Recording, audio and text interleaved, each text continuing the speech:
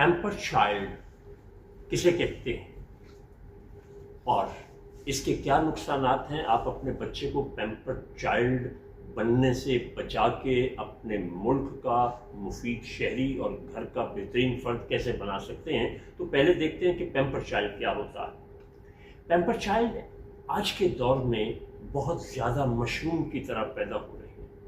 वालिदैन पहले भी अपने बच्चों से बहुत मोहब्बत करते थे और ये अज़ल से हो रहा है, लेकिन आज वालिदैन जो हैं वो एक्स्ट्रा केयरिंग हो गए हैं। वो अपने बच्चों को ज़िंदगी में किसी भी किस्म की कोई भी मुशक्क़त, किसी भी चैलेंज का सामना नहीं करने देते।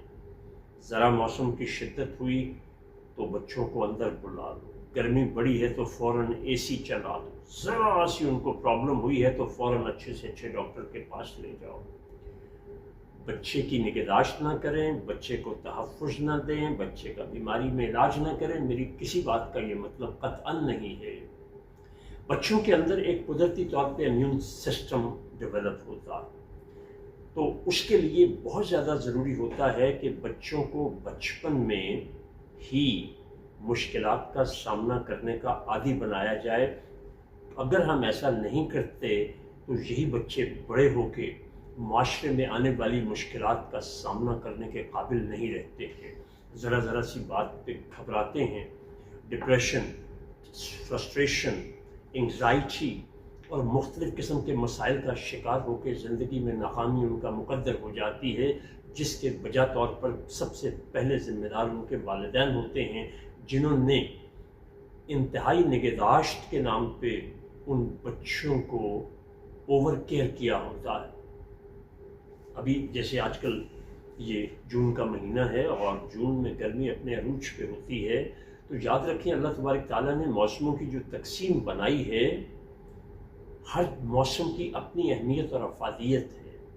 आप बच्चे को जब 24 घंटे एसी में रखेंगे, बच्चे की खाने पीने में इंतहा पे जाके केयर करेंगे, तो फिर वो बच्चा खुद कुछ करने के काबिल नहीं होता, वो डिपेंडेंट रह जाता है। मेरे अपने ख़ानदान में, मेरे अपने इर्द गिर्द माहौल में ऐसे बहुत से बच्चों को देखता हूँ कि जो वालिदैन की इस पैम्परिंग की वजह से मुश्किलात का शिकार होते हैं।